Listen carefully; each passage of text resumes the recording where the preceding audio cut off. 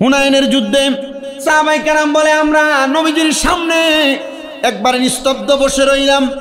এমন টাইমে আল্লাহর হাবিব সাল্লাল্লাহু আলাইহি সাল্লাম এক ব্যক্তির ব্যাপারে বলতে লাগলেন, এই ব্যক্তি জাহান্নামী। নবীজি ডাইরেক্ট তার দিকে আঙ্গুল তুলে বললেন সে জাহান্নামী। সাহাবায়ে কেরাম বড় অবাক হয়ে গেলেন, ইয়া রাসূলুল্লাহ, যুদ্ধের ময়দানে আসলো, আপনি তাকে বললেন জাহান্নামী, কারণটা কি? হায় বড় পীর আব্দুল কাদের জিলানের জিলানী, তোমারি নামের গুণে আগুন হইয়া যায় পানি। হায় বড় পীর আব্দুল কাদের জিলানেতে জন্ম তোমার, তরিকায়ে কদরিয়া, আবু সালে মুসা জঙ্গি তোমারি হলেন পিতা। জিলানেতে জন্ম তোমার, তরিকায়ে কদরিয়া, আবু সালে মুসা জঙ্গি তোমারি হলেন পিতা। মুল খায়ের মা ফাতেমা তোমারি হয় জননী, তোমারি নামের গুণে আগুন হইয়া যায় পানি। আয় বড় পীর আব্দুল জিলানের জিলানী, তোমারি নামের গুণে আগুন। মা জননী কুরআন পড়ে গর্বেতে রেখে সন্তান, 18 সিফারা কুরআন মুখস্থ করিয়া যান। মা জননী কুরআন পড়ে গর্বেতে রেখে সন্তান, 18 সিফারা কুরআন মুখস্থ করিয়া যান। মা জানে না ছেলেরই গুণ, হলেও গর্ভধারিণী, তোমারি নামের গুণে আগুন হইয়া যায় পানি। হায় বড় পীর, জন্ম তোমার রমজান মাসে, ছিল রোজারি সময়, দিনের বেলায় খাও নাই যে দুধ, তাতে তোমার রোজা হয়। জন্ম তোমার রমজান মাসে, ছিল রোজারি সময়, দিনের বেলায় খাও নাই দুগ্ধ, তাতে তোমার রোজা হয়। হায় বড় পীর আব্দুল কাদের জিলানের জিলানী, তোমারি নামের গুণে আগুন হইয়া যায় পানি। আল্লাহুম্মা সাল্লি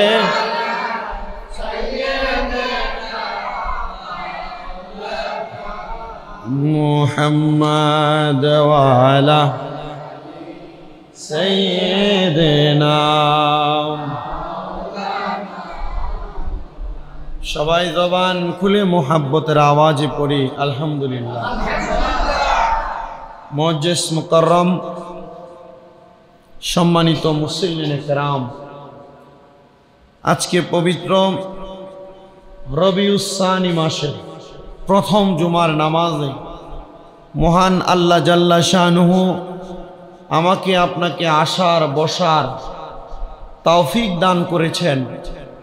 পর্দার অন্তরালের মা বোনেরা, এক জুমা থেকে পরবর্তী জুমা পর্যন্ত আল্লাহ তাআলা আপনাদেরকে হায়াতে জিন্দেগি দান করেছেন।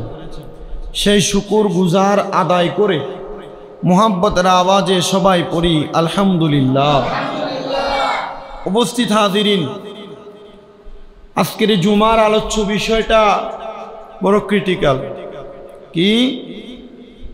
কতলুন নাফসি জামবুন কাবীরুন, আত্মহত্যা মহাপাপ।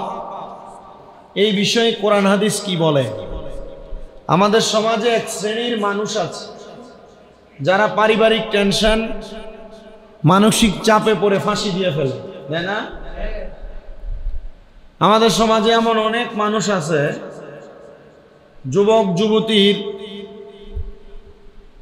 অবৈধ প্রেমের সম্পর্কের কারণে যদি তারা নিজেদের মতো সফলতা অর্জন না করতে পারে তাহলে ফাঁসি দিয়ে দেয়, ট্রেনের চাকার তলে তাদের কল্লা দিয়ে দেয়, অথবা বিষ পান করে। এগুলোকে আত্মহত্যা বলা হয়। কি বলা হয়? কোরআন হাদিস এ আত্মহত্যার ব্যাপারে কি বলে? মহান আল্লাহ জাল্লা শানুহু আমাকে বলার, আপনাদেরকে শ্রবণ করার পর এমন ঘৃণিত কাজকে ঘৃণা করার তৌফিক দান করুন, পড়ে না আমিন। যেহেতু রবিউস সানি মাসের প্রথম জুমা, এই রবিউস সানি মাসে মহান আল্লাহ তাআলার জবরদস্ত আল্লাহর একজন খাস বন্ধু হযরতে মীর মহিউদ্দিন আব্দুল কাদের জিলানী আল গিলানী রাদিয়াল্লাহু তাআলা আনহুর ফাতিহা ইয়াজদাহুম, যেটাকে বলা হয় ফাতিহার মাস, আল্লাহ রাব্বুল আলামিন গৌস পাকের ফাতিহার ওসিলায় আজকে রবিউস সানির প্রথম জুমার নামাজে আমাদের সবাইকে যেন কবুল করেছেন, এবং আল্লাহ যেন আল্লাহর এই খাস বন্ধুর উসিলায় আল্লাহর অসংখ্য নেয়ামত থেকে আমাদেরকে মাহরুম না করে নেয়ামত দান করে, সবাই পড়ি আমিন। আল্লাহ তাআলা এই আত্মহত্যার ব্যাপারে কোরআনুল কারীমের মধ্যে সূরা বাকারার 195 নম্বর আয়াতের মধ্যে আল্লাহ তাআলা ঘোষণা করেন,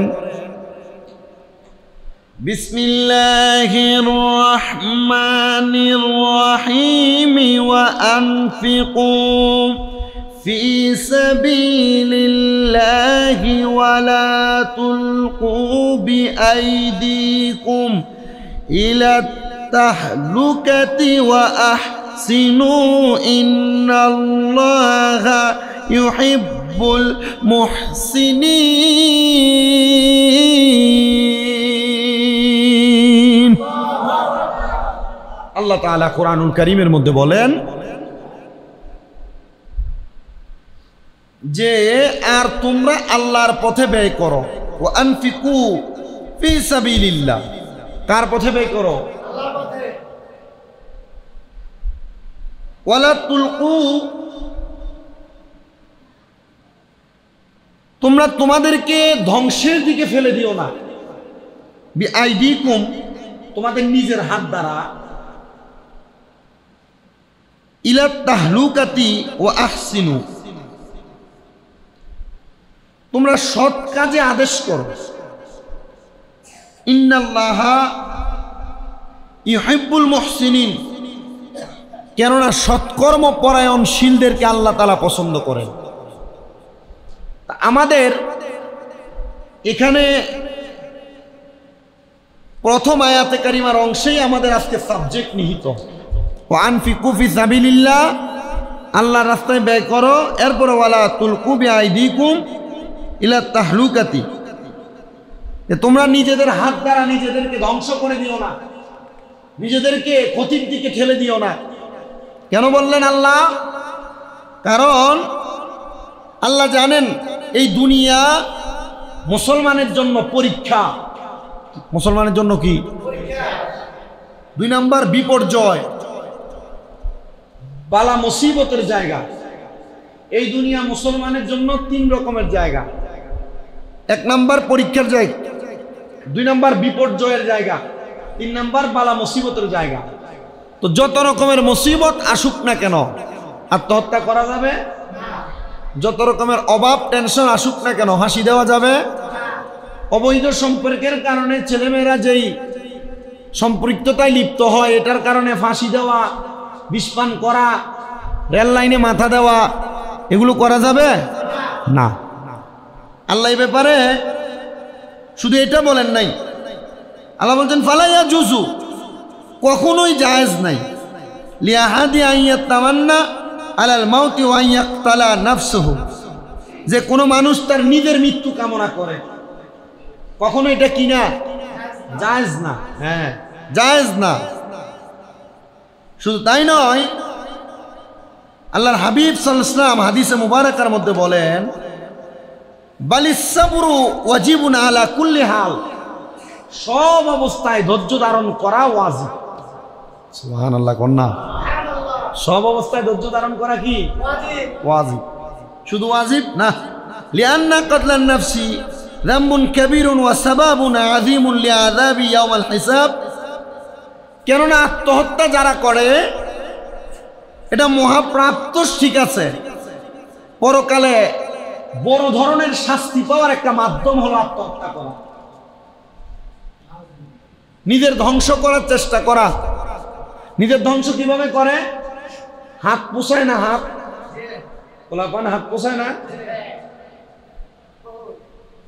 এরপরে এই অবৈধ সম্পৃক্ততার কারণে নেশা করে না, অবৈধ সম্পৃক্ততার কারণে বিভিন্ন বাজে ছেলেদের সাথে মিলেমিশে চুরি চামারি করে না। এটা তো নিজের ধ্বংস করা, নিজের কি করা। বলতেছেন শুধু আত্মহত্যা করা নয়, এমন কোন অবৈধতা, কোন মহাপাপের কারণে কোনো মানুষ যদি তার এই যে হাত কাটা, নেশা করা, বিভিন্ন রকমের বাজে কাজের সাথে লিপ্ত হয়, তাহলে এটা তার জন্য কি হয়? লিআন্না কতলান নাফসি যামবুন কাবীরুন ওয়া সাবাবুন আযীমুন লিআযাবিল ইয়াউমাল হিসাব। পরকালের শাস্তি পাওয়ার একটা বড় কারণ। আল্লাহর হাবিব সাল্লাল্লাহু আলাইহি ওয়াসাল্লাম নবী আমার হাদিসে মুবারাকার মাধ্যমে জানিয়ে দিচ্ছেন, আন্না রাসূলুল্লাহি সাল্লাল্লাহু আলাইহি ওয়াসাল্লাম ক্বালা লা ইয়াতামান্না আহাদুকুমুল মাউতা ইম্মা মুহসিনান ফালাআল্লাহু ইয়াজদাদু ওয়া ইম্মা মুসিআন ফালাআল্লাহু ইয়াহতাতিব। নবী আমার বলেন, তোমাদের কেউ যেন নিজের জন্য মৃত্যু কামনা না করে যে আল্লাহ এমন বিপদে ফালে রাখছে, আল্লাহ এমন বিপদে ফালে আমারে মরণ দেয় না। এই যে কথাগুলা মানুষ মুখে মুখে শব্দ শব্দে বলে যে আল্লাহ মরণ দেয় না, কেন বাঁচায় রাখছে। নবী আমার বলে, লা ইয়াতামান্না আহাদুকুমুল মাউতা, তোমাদের কেউ যেন মৃত্যু কামনা না করে। নবীজি কেন কয় ইম্মা মুহসিনান ফালাআল্লাহু ইয়াজদাদু, কারণ সে যদি নেককার হয় তবে হয়তো সে দুনিয়াতে যতদিন বাইচা থাকবে সে ততদিন পর্যন্ত নেক আমল করবে। ইয়া রাসূলুল্লাহ, তাহলে কোনো মানুষ যদি বদকার হয়, সে যদি মৃত্যু কামনা করে তার জন্য ভালো, কারণ সে তো মৃত্যুবরণ করলে আর গুনাহ করার কোনো সম্ভাবনা থাকে না। নবী আমার কয় না, ওয়া ইম্মা মুসিআন ফালাআল্লাহু ইয়াস্তাতিব। নবী বলেন নেককার যদি না হয়, যদি সে বদকার হয়, যদি সে পাপী হয়, তাহলে সে যেন মৃত্যু কামনা না করে, হয়তো মরণের আগে এই ব্যক্তি তওবা করার সম্ভাবনা আছে। এজন্য কোন পাপী মানুষকে ঘৃণা করার দরকার নাই। সে যে পাপ কাজটা করে, আমাদেরকে তার পাপ কাজটাকে ঘৃণা করার দরকার, পাপী মানুষটাকে বোঝানো দরকার, এর তুমি যে কাজটা করো এই কাজটা ভালো না, তুমি যে মন্দ কাজটা করে মন্দ কাজটা ভালো না, তুমি যে নেশা করো নেশা করা ভালো না, তুমি যে মানুষের মাল সামান চুরি করো চুরি করা ভালো না, তুমি যে আত্মহত্যা করতে যাও এই আত্মহত্যা করা ভালো না। আল্লাহর নবী বলেন শুধু তাই নয়, এরপর আরেকটা হাদিস নবী বলে, লা ইয়াতামান্নায়ান্না আহাদুকুমুল মাউতা মিন দুররি আসাবা। আল্লাহর হাবিব বলেন, তোমাদের কেউ দুঃখ কষ্টে পতিত হওয়ার কারণে যেন মৃত্যু কামনা না করে। অভাবের কারণে মানুষ বলে আল্লাহ আমার অভাব না দিয়া যদি মরণ দিতা। মানুষ ঋণের কারণে বলে আল্লাহ এই ঋণের মুসিবতের মধ্যে না ফেলে যদি তুমি আমারে মরণ দিতা।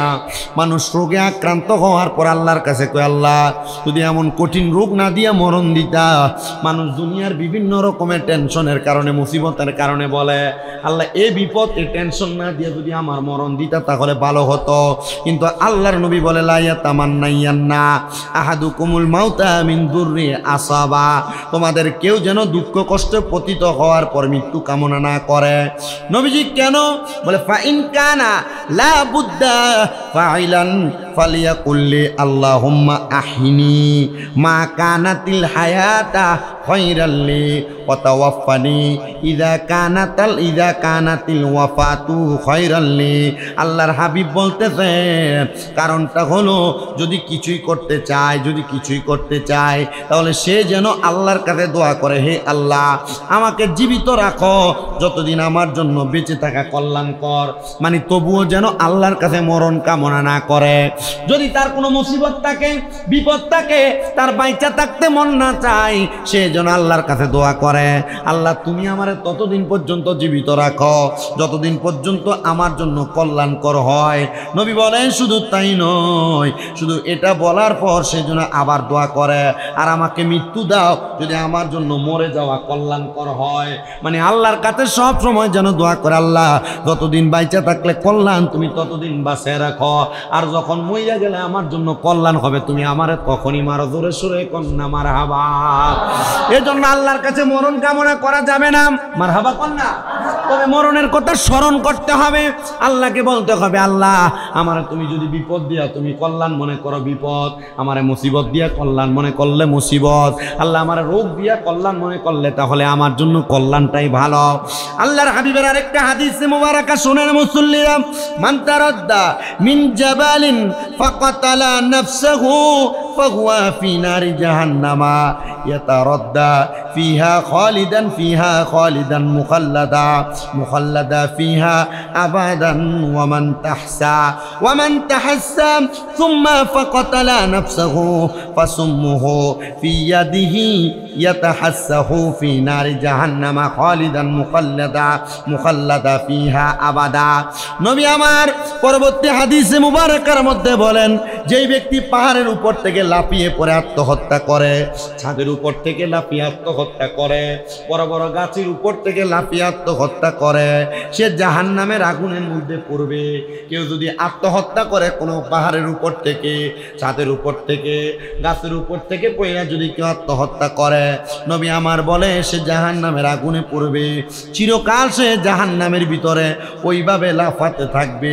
নবী আমার বলে শুধু তাই নয়, শুধু লাফাতে থাকবে না, শোনো মানুষ, ওমান তাহাসসা সুম্মা ফাকাতালা নাফসাহু ফাসুম্মুহু ফি ইয়াদিহি ইয়াতাহাসসাহু ফি নারি জাহান্নামা খালিদান মুখাল্লাদা ফিহা আবাদা। নবী বলেন যেই ব্যক্তি বিষ পান করে আত্মহত্যা করবে, এই যে বিষ খেয়ে মারা যায় যেটা, নবী বলেন যেই ব্যক্তি বিষ পান করে আত্মহত্যা করবে তার বিষ জাহান্নামের আগুনের মধ্যে তার হাতে থাকবে, চিরকাল সে জাহান্নামের মধ্যে শুধু বিষ পান করবে। না আপনারা নাউজুবিল্লাহ বলেন না। যে ব্যক্তি বিষ পান করে, বিষ পান করে যারা আত্মহত্যা করে, নবী বলে সেই ব্যক্তি সারা জীবন তো জাহান্নামে থাকবে, জাহান্নামের মধ্যে যে বিষ পান করছে এই বিষের সীসা তার হাতে থাকবে, এবং সে কিয়ামত হওয়ার আগ পর্যন্ত এই বিষ পানই করতে থাকবে। তাহলে আত্মহত্যা করা কেমন পাপ? আল্লাহর হাবিব সাল্লাল্লাহু আলাইহি সাল্লাম বলে শুধু তাই নয়, নবীজি ঘোষণা করতেছেন দুনিয়ার মানুষের দলেরা, ওমান কাতালা নাফসাহু বিহাদিদাতি ফাহাদিদাতুহু ফি ইয়াদিহি ইয়াজাউ বিহা ফি বাতনিহি ফি নারি জাহান্নামা খালিদাম মুখাল্লাদা ফিহা আবাদা। আর যেই ব্যক্তি লোহার আঘাত দ্বারা আত্মহত্যা করবে, জাহান্নামের আগুনের ভিতরে সে লোহা তার হাতে থাকবে, আর সে চিরদিন পর্যন্ত সে লোহা দ্বারা তার পেটে আঘাত করবে। মানে ছুরি দ্বারা নিজের গলা নিজে কেটে ফেলে, নিজের পেটে নিজে আঘাত করে, ছুরি দ্বারা নিজের রগ নিজে কেটে ফেলে, অথবা কোনো লোহার মধ্যে আঘাতপ্রাপ্ত হয়, যে কইলাম ট্রেনের মধ্যে, ট্রেনের তলে যায় পড়ে, অথবা কোনো বাসের নিচে যায় পড়ে। নবী কয় কোনো মানুষ যদি কোনো লোহা দ্বারা আঘাতপ্রাপ্ত হয়ে আত্মহত্যা করে, তাহলে লোহাটা তার হাতের মধ্যে থাকবে, সেই লোহা দ্বারা জাহান্নামের মধ্যে তার পেটের মধ্যে আঘাত করবে। চিন্তা করে দেখেন মুসলমান, আপনি যেমনে মরবেন কবরে এমনে থাকবেন, আর অন্যান্য জাহান্নামীরা বলবে আল্লাহ তারা কারা? যারা নিজের শরীরের মধ্যে এমনভাবে আঘাত করতেছে, তখন বলবে তারা ঠিক এমনভাবে দুনিয়াতে ইন্তেকাল করেছে, তোমরা তাদের দিকে তাকাইও না, কারণ তারা জাহান্নামের সবচাইতে নিকৃষ্ট আযাবকারীদের অন্তর্ভুক্ত। ধরে কোন নাউজুবিল্লাহ। আল্লাহর নবী আরেকটা হাদিসে মুবারাকা বলতেছেন, মান হালাফা বিমিল্লাতি সিওয়াল ইসলামি কাযিবান মুতাআম্মিদান ফাহুয়া কামা ক্বালা ওয়া মান ক্বাতালা নাফসাহু বিশাইইন আযাবাহু আল্লাহু বিহি ফি নারি জাহান্নামা। নবী বলেন, যেই ব্যক্তি স্বেচ্ছায় ইসলাম ব্যতীত অন্য ধর্মের নামে মিথ্যা শপথ করে, কোনো মানুষ যদি স্বেচ্ছায় ইসলাম ব্যতীত অন্য কোনো ধর্মের নামে শপথ করে, সে যে রূপ বলেছে সেরূপ হবে।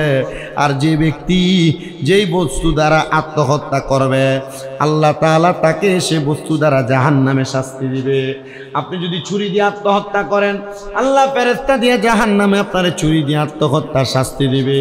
আপনি দুনিয়াতে যে বস্তু দ্বারা আত্মহত্যা করবেন, আল্লাহ তাআলা জাহান্নামে আপনাকে সে বস্তু দ্বারা আত্মহত্যার শাস্তি প্রদান করবে। নবী আমার বলে, শুধু তাই নয়, দুনিয়ার মানুষ শুনে নাও, ওয়ামান যাবাহা নাফসাহু বিশাইইন যুবিহা বিহি ইয়াউমাল কিয়ামা। আর যেই ব্যক্তি যেই বস্তু দ্বারা নিজেকে জবাই করবে, কিয়ামতের দিন উক্ত বস্তু দ্বারা তাকে জবাই করা হবে। যখন কিয়ামত হয়ে যাবে, ওই ব্যক্তিকে সেই বস্তু দ্বারা জবাই করে দেওয়া হবে। শোনো মুসলমান ইমানদার, নবী আমার আর একটা হাদিস বলেন, শাহিদনা মা রাসূলিল্লাহি সাল্লাল্লাহু আলাইহি ওয়াসাল্লাম হুনাইনা ফাকালা লিরাজুলিন মিম্মান ইয়াদআ বিল ইসলামি হাযা মান আহাযা মিন আহলিন নার। আল্লাহর হাবিব বলতেছেন, হুনাইনের যুদ্ধে আমরা রাসূল সাল্লাল্লাহু আলাইহি সাল্লাম সাহাবায়ে কেরাম বলে, হুনাইনের যুদ্ধে আমরা নবীজির সামনে উপস্থিত ছিলাম। সুন্দর একটা ঘটনা। এই ছেলে, এই আর বসে থাক। হুনাইনের যুদ্ধে সাহাবায়ে কেরাম বলে, আমরা নবীজির সামনে একবার নিস্তব্ধ বসে রইলাম। এমন টাইমে আল্লাহর হাবিব সাল্লাল্লাহু আলাইহি সাল্লাম এক ব্যক্তির ব্যাপারে বলতে লাগলেন, এই ব্যক্তি জাহান্নামী। নবীজি ডাইরেক্ট তার দিকে আঙ্গুল তুলে বললেন, সে জাহান্নামী। সাহাবায়ে কেরাম বড় অবাক হয়ে গেলেন, ইয়া রাসূলুল্লাহ, যুদ্ধের ময়দানে আসলো, আপনি তাকে বললেন জাহান্নামী, কারণটা কি? এটার একটা কারণ অবশ্যই আছে, কারণ এখনো পর্যন্ত যুদ্ধ শুরু হয় নাই, কিন্তু যুদ্ধের ময়দানে আমার নবী সাহাবী যদিও নবীর সাথী ছিলেন, নবীজি তাকে জাহান্নামী বলে ঘোষণা করলেন। আল্লাহর হাবিব সাল্লাল্লাহু আলাইহি সাল্লাম এই কথা বলার পরে নবী বলে, হে দুনিয়ার মানুষের দলেরা, যদিও সে ব্যক্তিকে মানুষ মুসলমান বলে দাবি করে, কিন্তু আমি নবী তাকে জাহান্নামী বলে বললাম। ইয়া রাসূলুল্লাহ, কেন বললেন? ফালাম্মা হাদারনাল কিতালা কাতালার রাজুলু কিতালান শাদীদান ফাসাবাতুহু জিরাহাতুন ফাকিলা ইয়া রাসূলুল্লাহ রাজুলুল্লাযী কুলতা লাহু আনিফান ইন্নাহু মিন আহলিন নারি ফাইন্নাহু কাতালাল ইয়াওমা কিতালান শাদীদা। আল্লাহর হাবিব সাল্লাল্লাহু আলাইহি সাল্লাম বললেন, লোকটি ভীষণভাবে যুদ্ধ করলো। নবীজি সাহাবী হযরত আবু হুরায়রা বলেন, আমরা তাকে দেখলাম সে হুনাইনের যুদ্ধ করতেছে। এমন টাইমে সে আহত হয়ে গেছে, আঘাতপ্রাপ্ত, তরবারি দ্বারা তার হাত কেটে গেছে, গর্দান কেটে গেছে, তার গায়ের চামড়াগুলো ছিঁড়ে গেছে, সে আঘাতপ্রাপ্ত হয়ে গেল। এমন সময় সে কেউ আইসা আল্লাহর হাবিবকে বললেন, ইয়া রাসূলুল্লাহ, কিছুক্ষণ আগে আপনি যার সম্পর্কে বললেন সে জাহান্নামী, ও মায়ার নবী, অথচ এই ব্যক্তি আজ যুদ্ধ করার কারণে ভীষণ অসুস্থ হয়ে মারা গেছে। অতঃপর আমার নবী বললেন, হ্যাঁ সে জাহান্নামী, যদিও সে যুদ্ধ করে। ইয়া রাসূলুল্লাহ, এটা আপনি কেমন কথা বললেন? এই ব্যক্তি আমাদের জন্য হুনাইনের যুদ্ধ করলো, আর আপনি বললেন সে মারা যাওয়ার পর সে জাহান্নামী। এবার আমার রাসূল সাল্লাল্লাহু আলাইহি সাল্লামকে সাহাবায়ে কেরাম বলতেছেন, ইয়া রাসূলুল্লাহ, নবী গো, কোন মুসলমান সন্দেহ করার উপক্রম হলো যে মুসলমান ব্যক্তি যুদ্ধ করার কারণে সে ইন্তেকাল করলো, আপনি বললেন জাহান্নামী। নবী আমার বলতে লাগলেন, হে দুনিয়ার মানুষ, তোমরা আমার কথার উপর ভিত্তি করতেছ না, আমার কথা মানতেছ না, বিশ্বাস করতেছ না। সাহাবায়ে কেরাম বলি, ইয়া রাসূলুল্লাহ, আপনার সব কথা আমরা মানি। এমন টাইমে আরেকজন সাহাবী আমার নবীর সামনে দৌড়ে আইসা ডাক দিয়া কই, ইয়া রাসূলুল্লাহ, এই ব্যক্তি তো যুদ্ধের কারণে অসুস্থ হওয়ার কারণে মারা যায় নাই। নবীজি কেন কেন কেন কিভাবে মারা গেছে? বলে এই কারণে মারা গেছে, কারণ সে যুদ্ধে আহত হওয়ার কারণে রাত্রেবেলা যখন তার জখমের যন্ত্রণা বাইরে গেছে তখন সে না পাইরা নিজের তরবারি দিয়ে নিজের গর্দানটা আলাদা করে দিছে। আমার নবী ডাক দিয়া কয়, এ সাহাবায়ে কেরাম, শোনো শোনো। ফাকালা আল্লাহু আকবার, আল্লাহ মুহান, আশহাদু আন্নী আব্দুল্লাহ, আমি সাক্ষ্য দিচ্ছি আমি আল্লাহর বান্দা ওয়া রাসূলুহু, আমি আল্লাহর রাসূল। সুম্মা আমারা বিলালা ফানাদা ফি নাসি ইন্নাহু লা ইয়াদখুলুল জান্নাহ, লা ইয়াদখুলুল জান্নাতা ইল্লা নাফসু মুসলিমাতুন ওয়া ইন্নাল্লাহা ইয়াওয়াইদু আযাদ্দিনি বিরাজুলিন ফাজিরি। আল্লাহর হাবিব সাল্লাল্লাহু আলাইহি সাল্লাম হযরত বিলালকে বললেন, তুমি মানুষের মাঝে ঘোষণা করে দাও মুসলমান ব্যতীত কেউ জান্নাতে প্রবেশ করবে না। অবশ্যই আল্লাহ পাপী ব্যক্তির দ্বারা দ্বীনের সাহায্য করেন না, কোনো পাপী ব্যক্তি দ্বারা দ্বীনের সাহায্য করেন না, পাপী ব্যক্তির দ্বারাও এই দ্বীনের কোনো সাহায্য আল্লাহ গ্রহণ করে না। যদিও এই ব্যক্তি ইসলামের জন্য হুনায়নে যুদ্ধ করেছে, আমি নবী বললাম এই ব্যক্তি যুদ্ধ করার কারণেও যদি ইন্তেকাল করতো সে জান্নাতি হইতো, কিন্তু আমি নবী জানতাম, আল্লাহ তাআলা আমারে জানাইছে এ ব্যক্তি যুদ্ধ করবে, আহত হবে, কিন্তু আহত হওয়ার পরেও সে যখন আহতের কষ্ট জখমে সহ্য করতে পারবে না, সে নিজের জীবন নিজে দিয়া দিবে। এই জন্য আমি নবী তারা জাহান্নামী বলছি। আসেন এবার একটা মাসালা জানেন তো, দেখেন আমাদের আহলে সুন্নাত ওয়াল জামাতের আমরা যারা দাবিদার, আমরা বলি নবী গায়েব জানে। কেন বলি? কারণ আল্লাহ জানাই, এই জন্য জানে। নবী যদি না জানতো তাহলে এখনো যুদ্ধ শুরু হয় নাই। ওই সাহাবী ওই ব্যক্তি যুদ্ধ করনেওয়ালা জাহান্নামী, নবী কেমনে বলল? কথা বলে না। নবী জানতেন বিদায়, এই জন্য আমরা নবীকে গায়েবের খবর দেনেওয়ালা নবী বলি, আমরা নবীকে গায়েবের খবর দেনেওয়ালা নবী বলি, আর আল্লাহ আমার নবীকে গায়েবের খবর জানায়। এবার আপনাকে কেউ প্রশ্ন করতে পারে প্রমাণ কি? প্রমাণ হলো মুসলিম শরীফ প্রথম খণ্ড 72 নম্বর পৃষ্ঠার 111 নম্বর হাদিস। আল্লাহর হাবিব গায়েব জানতেন, আমার আল্লাহ গায়েব জানার ক্ষমতা নবীকে দান করেছে। দেখছেন কত বড় মর্যাদা নবী। মৌলভী সাহেবরা ফতুয়া দেয় আল্লাহ গায়েব জানে, আল্লাহ ছাড়া কেউ জানে না। আল্লাহ যদি নবীরে জানাই তাহলে আমার অসুবিধা আছে নাকি? এখন এটা আপনার উদাহরণ দিয়ে দিবে, তো নবী যে এটা জানে এটার গায়েব থাকে কেমনে? আরে নবী জানে বিদায়, নবী আর আমরা একরকম না। নবী যাই না, আমাদেরকে জানাই বিদায়, এটা নবীর কাছে গায়েব, আমাদের কাছে গায়েব না, আমাদের কাছে জহের। এজন্য নবীকে আল্লাহ ক্ষমতা দিয়েছেন, নবী জানেন, আমাদেরকে ক্ষমতা দেয় নাই, এজন্য আমরা নবীর মাধ্যমে জানি। ধরে কোন সুবহানাল্লাহ। যুদ্ধের ভিতরে শহীদ হয়ে যাবে, যুদ্ধে যে মারা গেছে, নবীজি যুদ্ধ শুরু হওয়ার আগে বলছে সে জাহান্নামী। চিন্তা করে দেখছেন? এজন্য তিনি নবী। বলেন এই জন্য তিনি কি? এই নবী শব্দের একটা অর্থ হলো অদৃশ্যের সংবাদদাতা, গায়েবের খবরদাতা। নবী শব্দের একটা অর্থ কি? গায়েবের খবরদাতা। তা আমি কি কই নবী গায়েব জানে না? কথা কয় না। তার মানে নবী যে আল্লাহ প্রদত্ত ক্ষমতায় জানে। কথা বলে না কেন? আল্লাহ কি? স্রষ্টা। বলেন আল্লাহ কি? খালেক। নবীজি মাখলুক। নবী কি? মাখলুক। কিন্তু আল্লাহ তাআলা খালেক হইয়া যা কিছু বান্দাদেরকে মাখলুককে জানায়, মাখলুক তা জানে। কিন্তু আমার নবী মাখলুকে আকবার, বড় মাখলুক, এমন মাখলুক যার সাথে কোনো তুলনা নাই। এখানে শেষ। এবার আসেন আল্লাহর হাবিব সাল্লাল্লাহু আলাইহি সাল্লাম, এ যারা দুনিয়াতে ইন্তেকাল করে অথবা আত্মহত্যা করে, নিজে নিজে নিজের জীবনকে নাশ করে দেয়, ব্যাপারে আরো কিছু হাদিস বলেন। নবী আমার বলতেছেন, দুনিয়ার মানুষ আতাইতু খাব্বাবা ওয়া কাদ ইকতাওয়া সাবআন ক্বালা লাউলা আন্না রাসূলুল্লাহি সাল্লাল্লাহু আলাইহি সাল্লামা নাহানা আন নাদউ বিল মাউতি লা দাওয়াতু বিহি। আল্লাহর হাবিব সাল্লাল্লাহু আলাইহি সাল্লাম নবীজি হাদিসে মুবারাকা জানাচ্ছেন, হযরতে কাইস রাদিয়াল্লাহু তাআলা আনহু থেকে বর্ণিত, তিনি বলেন আমি খাব্বাব রাদিয়াল্লাহু তাআলা আনহুর নিকট আসলাম। খাব্বাব রাদিয়াল্লাহু তাআলা আনহুর নিকট যখন আসলাম, তিনি লোহা গরম করে তার শরীরে 7টা দাগ দিছে। কয়টা দাগ? 7টা। এই যে হাত পোছায়, হাত যে পোছায়, কি করে? হাত যে পোছায়, ট্যাটু যে করে, ট্যাটু করে না হাতের ভিতরে, এটা সেটা আঁকে না, বিভিন্ন ট্যাটু করে, এগুলো যে করে কেন করে? আর এটা করলে কি হবে? হযরতে কায়েস রাদিয়াল্লাহু তাআলা আনহু নবীর সাহাবী, তিনি বলেন আমি নবীর আরেক সাহাবী হযরতে খাব্বাবের নিকট আসলাম। আইসা দেখলাম তিনি লোহাকে গরম করে করে তার শরীরের মধ্যে 7টা দাগ দিছে, 7টা দাগ।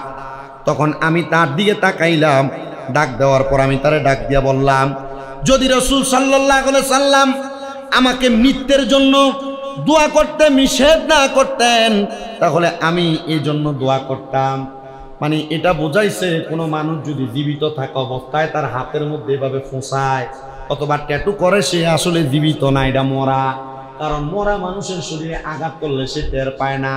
তো যে ব্যক্তি শরীরে আঘাত করে, হাতের মধ্যে পোঁছায়, হাতের মধ্যে ট্যাটুগুলা করতেছে, দাগ দিতেছে, এবার আপনারা চিন্তা করে দেখেন, আল্লাহর হাবিব তাদেরকে দুনিয়াতেই মরা বইলা দিছে, তো তারা বাইচা থাকলে যেই লাভ, ইন্তেকাল করলে মরলে সেই লাভ, তাহলে তারার দুনিয়াতেও লস, আখেরাতেও লস। আল্লাহ তাআলা আমাদেরকে দুনিয়া এবং আখেরাতের লাভবান হওয়ার তৌফিক দান করুন। জোরে বলেন আরো জোরে কোন আমিন। আপনার কেউ আজ শুনতে কষ্ট হইতেছে? এমন কেউ যদি উল্টা পাল্টা কাজ করে, এদেরকে বাধা দিয়েন। কি দিয়েন? বাধা দিয়েন। বাধা দিলে মনে করেন যে বাজে হবে, একটু মুখ দিয়ে বললেন এটা করিস না, ভালো না, যদিও সে আপনাকে বাজে বলে। আমি আপনাদের কাছে কথাগুলো বলি যে আমার কষ্ট হয় না, আমি পইরা আসতে হয়। আমি গতকালকে থেকে এই পর্যন্ত আমার মনে হয় না যে 3 ঘন্টা ঘুমাইছি। 2 ছাত্র ফলাইছে, আমার মাদ্রাসা জেলখানার মতো। কিন্তু ওই যে হুজুররা যে ওয়াশরুমে বাথরুম সারে, এই বাথরুমের ভেন্টিলেটর দিয়া গামছা 7টা বানছে দোতলার থেকে, এটা ফালাইয়া এটা দিয়ে বাইয়া বাইয়া নামছে। বাড়িতে 3টার দিকে শুইছি, 4:12 মাদ্রাসা থেকে কল দিচ্ছে, হুজুর এমনি এমনি তো কাম হয়েছে। এ দৌড়াইয়া গেছি, ধরেন যে রেল স্টেশন একবারে বিশ্ব রোড পর্যন্ত একটা রাস্তার গলি বাদ দিছিল, হুন্ডা দিয়া ঘুরা ঘুরা টোয়াইছে, ফলাইন খাই যাইতে হুজুরের মোবাইল আর মানি ব্যাগ লইয়া গেছে। আইসে একটু ভালো করে ঘুম হয় নাই, তো চিন্তা করছি ঘুম যে তো হয় না, একটু পইরা লই, জুমার পড়াটা পড়লে ওয়াজটা ভালো মতো করা যায়।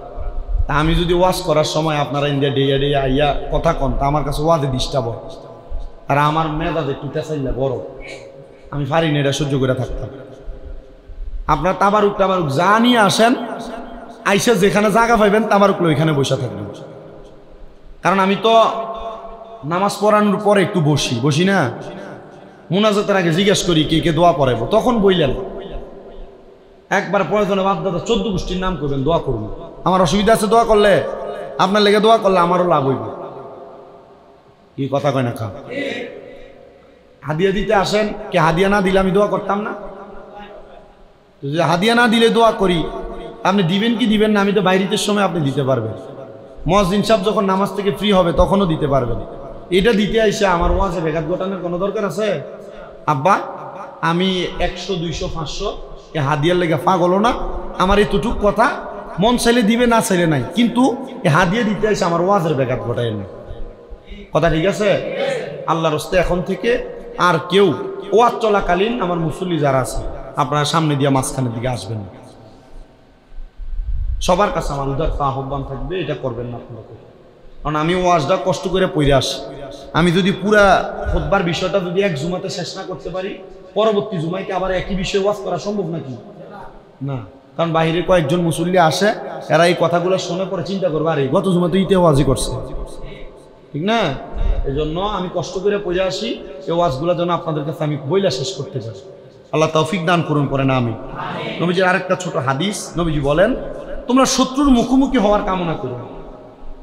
শত্রুর মুখোমুখি হওয়ার, কেউ আপনার সাথে কোনো অন্যায় করছে, আপনি বাড়িতে গেছেন, কারোর সাথে কথাটা বলার পর করছে, আরে তে তোরে মারছে, চল তারও যাই মাইরাম, তারও যাইরা মাইরাম, তে তোরা আঘাত করছে, চল তারও আঘাত করিলাম। নবীজি বলেন তোমরা এই কাজ করিও না কখনো। সে যদি তোমাকে মাইরা থাকে, আঘাত করে থাকে, অন্যায় করে থাকে তোমার সাথে, ইয়া রাসূলুল্লাহ আমি কি করব? নবীজি বললেন তোমরা ওই সময় অন্য কোনো কিছু না করে আল্লাহর কাছে দোয়া করো, যে কি দোয়া? আদুবিল উসালুল্লাহুল আফিয়া, আল্লাহ তুমি আমরা হেদায়েত দাও, তুমি আমরা নিরাপত্তা কামনা করি, তুমি আমরা নিরাপদ রাখো। কারণ আপনি যদি শত্রুর মুখোমুখি হন, শত্রু আপনার একটা মারবো, আপনি শত্রু একটা মারবেন, হয় শত্রু মরবো নয় আপনি মরবেন, হয় শত্রু মরবে নাহলে আপনি মরবেন। তখন কি হবে? এটা কি আর মর হইব না আত্মহত্যা হইব? কথা কয় না। আপনি জানেন শত্রুর মুখোমুখি যাওয়া নিষেধ, আপনি গেছেন, মাইর খেয়ে মরছেন, তাহলে এটা আর কি না? মরা না, এটা কি কন্যা? এটা কি? তাহলে আল্লাহ তাআলা এই আত্মহত্যা থেকে আমাদের সমাজকে বাঁচিয়ে রাখুন। এই যে বিভিন্ন জায়গায় খবর পাওয়া যায়, যে আপনারা এনে পাওয়া গেছিল না গাছে ঝুলানো লাশ, গাছে, হ্যাঁ পাওয়া গেছে না? এরপরে বিভিন্ন জায়গায় এদিকে পাওয়া যায় না, এই ধরেন যে ঘরের মধ্যে ফুতের ফাঁসি দিয়ে বয়ে থাকে, অনেক প্রবাসী বিদেশ থেকে আইসে আইয়া ফাঁসি দিয়ে লাইছে। অনেক জায়গার ভিতরে দেখা যায় যে ছেলে বিদেশ থাকে, বউ বাচ্চা দুইটা লইয়া সমানে বিষ খেয়ে লাইছে, এমন করে না? তো এগুলা কি? এগুলা কোন ধরনের কাজ? এগুলো আত্মহত্যা, এগুলা মহাপাপ। কি পাপ? বিষ খাক, ছুরি দিয়ে আঘাতপ্রাপ্ত হোক অথবা ফাঁসি দিক, সে যে অবস্থায় মরবে জাহান্নামের ভিতরে আগুনে জ্বলবো এবং ওই অবস্থায় থাকবে। বিষ খাইতে খাইতে যদি মরে তাহলে বিষ খাইতে খাইতে থাকবো জাহান্নামে। ফাঁসি দিয়ে মরলে জাহান্নামে গলার ভিতরে ঝুলমুক্ত অবস্থায় থাকবে। ছুরি দিয়ে নিজের আঘাত করে মরলে জাহান্নামের ভিতরে নিজের গায়ে নিজে কি করবে? আঘাত করবে। আল্লাহ তাআলা আমাদেরকে বোঝার তৌফিক দান করুন, এমন বাজে কাজ থেকে হেফাজত করুন, আত্মহত্যার মতো মহাপাপ থেকে বেঁচে থাকার তৌফিক দান করুন, এবং দুনিয়ার বিভিন্ন পারিপার্শ্বিক বিষয়ে আঘাতপ্রাপ্ত মনে কষ্ট পাওয়ার পর হাত পোছানো, বিষপান করা, ফাঁসি দেওয়া, মরতে যাওয়া, নেশা করা, এই বাজে কাজ যেগুলো আমাদের কবরে মহাপাপের কারণ হয়ে দাঁড়াবে, এগুলা থেকে আল্লাহ আমাদেরকে হেফাজত করুন। ওয়া আখির দাওয়ানা আলহামদুলিল্লাহি রাব্বিল আলামিন।